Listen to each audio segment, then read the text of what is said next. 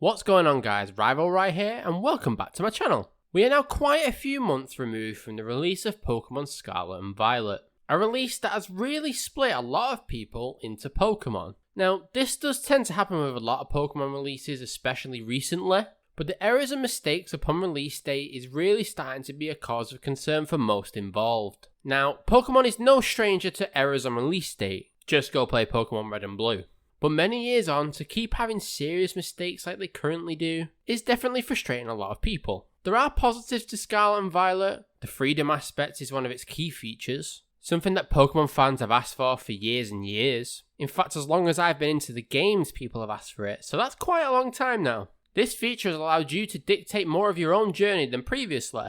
If you want to do all the gym challenges, then the Evil Team, you can do that. If you want to face Gym 8 first, you can do that. A scaling system would be cool of course, but it's definitely the step in the right direction. For others, it's seriously missed potential. The notorious bugs and glitches from the generation have left a lot of people with a sour taste in their mouth. Poor camera frames, save data magically disappearing, poor animations. It's without a doubt been a mess in terms of a release. Something that a lot of people would argue has been going on for years with Pokemon. When you consider some of the great games on the Switch like the Zelda games, it really starts to show its graphical capabilities. Now, last week a new trailer dropped for the DLC, both of which are currently due to come out this year. Let's have a look at what we know about the two DLCs and whether or not we should be hopeful for what's going to come. The first one is the Teal Mask, set to come out in the fall or autumn, however you refer to it. It is based around a school trip that happens every year that the player has been chosen to take part in, which is in collaboration with another school. In this new land, the player will meet new friends, new Pokemon, as well as returning Pokemon, as they attempt to unravel the mysteries behind this land.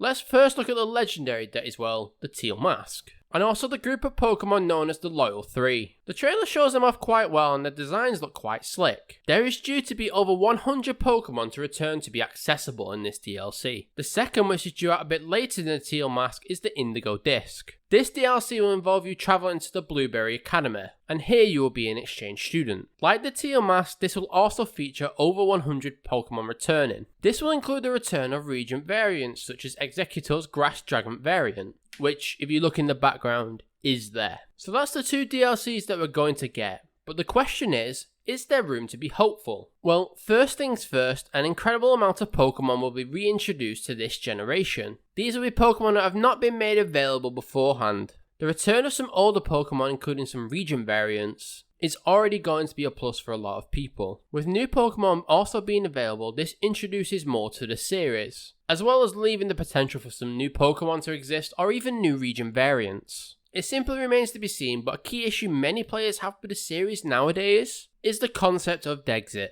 which, as a British person, I still can't get over the fact that we use Brexit to refer to decisions like this. Because to say the least, it was an interesting decision. I think for a lot of people, just having the access to being able to store every Pokemon is a general ideal world. A lot of Pokemon are still stuck on older games. Pokemon are still trapped in Gen 5 games, so on and so forth. And while there doesn't seem to be some sort of outlet that's ever going to come about that allows you to get your level 87 Emboar from Pokemon Black, having the ability to access more Pokemon is still a plus. The trailer itself actually looks pretty good, but a key note is always that a trailer is supposed to grab your attention. It's supposed to make you interested. You could have absolutely no interest in going to see the Flash film, but then you see the original Batman from the 1990s there, and all of a sudden you might be considering it. Both video game trailers and film trailers are designed to get your attention in 1 to 3 minutes, to convince you that paying your money is the right decision. As I say, while I think it looks good, does that mean when it's going to be released, it's going to be released without bugs or problems? Unfortunately, I do not know the answer to that one.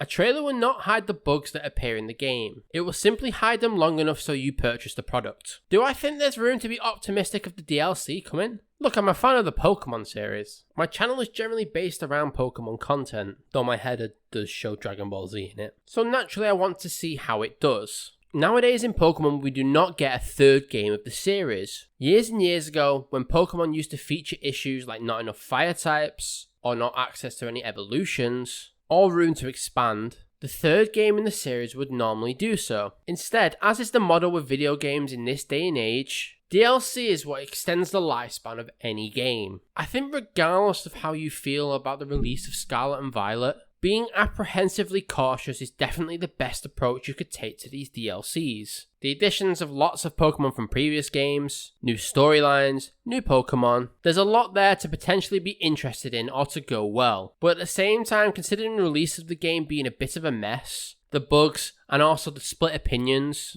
it's understandable and probably the correct approach to take to be cautious with this DLC and see how things play out. I want Pokemon to succeed, but I know for sure a lot of people are already turned off from this DLC. I think we should all keep our fingers crossed that this goes well and helps unite a fanbase that is definitely split on the current generation. What does everyone else think? Do you think the DLCs are going to be good or bad?